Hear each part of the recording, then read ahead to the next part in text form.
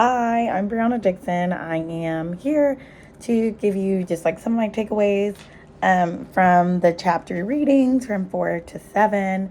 Bear with me, I have a couple of notes here. Okay, so chapter 4, my first takeaway was that was perception checking. And so this one was a good takeaway for me because it helps prevent misunderstanding people. It encourages me to just ask clarifying questions instead of just like assuming what someone means. And this resonated with me the most because like I sometimes will like assume too quickly, like especially at work. And so with that, like it's easier to now slow down and see clarity on like what exactly the other person is asking. My second takeaway is going to be the attribution errors.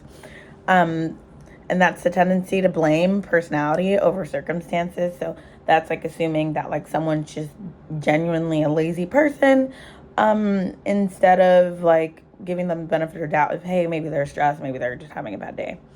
And so like this resonates with me because I just need to be a little more empathetic and open-minded when it comes to different things. Putting myself in other people's shoes to understand, like, hey, like you may have a family and children at home, and that's why you couldn't get something for work done. I'm not saying that's necessarily correct, but like it may provide me the ability to give someone a little more grace. And then we have chapter 5. My chapter 5 takeaways are that language shapes reality.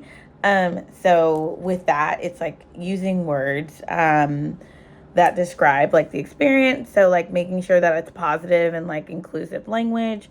And so like a example is like when we say like my team or like our team, like it builds morale versus like you should do this or yeah you do that, and like it's like no, like our team, like we work together, we build together.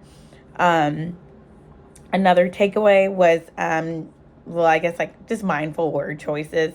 um Especially when like you're saying like I or you, like you always do this, or like just making sure that like we are not giving like absolutes and definitives like in that conversation.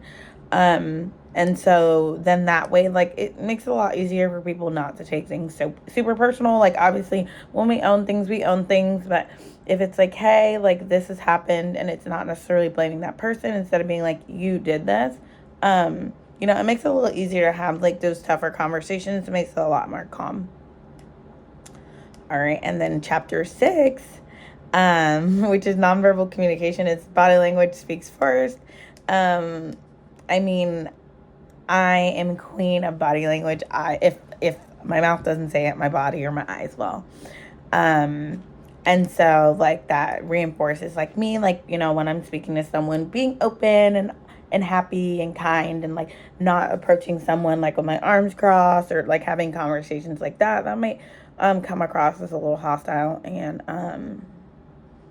make the conversation a little tougher to have when I can just be like a lot more open, like, hey, like, can I talk to you for a minute? Versus someone coming up and being like, can I talk to you for a minute? And like you're immediately like on like edge for it. um Another takeaway is just cultural differences. This one's really big for me, and it resonates with me because I work for a company that is global. And so there are times where like there may be someone who comes from India to work in the US. And with that, it's like being wary of like cultural differences instead of taking offense to everything. Some people may deal with things differently in like different cultures. Um, and so that just reminds me to always like keep like being adaptable and being empathetic towards people, especially when they are from different cultures. Let's make sure. Okay. And then 7, active listening. I have ADHD, so sometimes I am listening to respond, and sometimes I do not need to do that, because if I'm intentional listening, one, I might actually learn something within the conversation, and then also like it helps me to like bring it back to the fourth chapter, like understanding someone a lot better by like asking clarifying questions and actually like listening to like see what they're saying.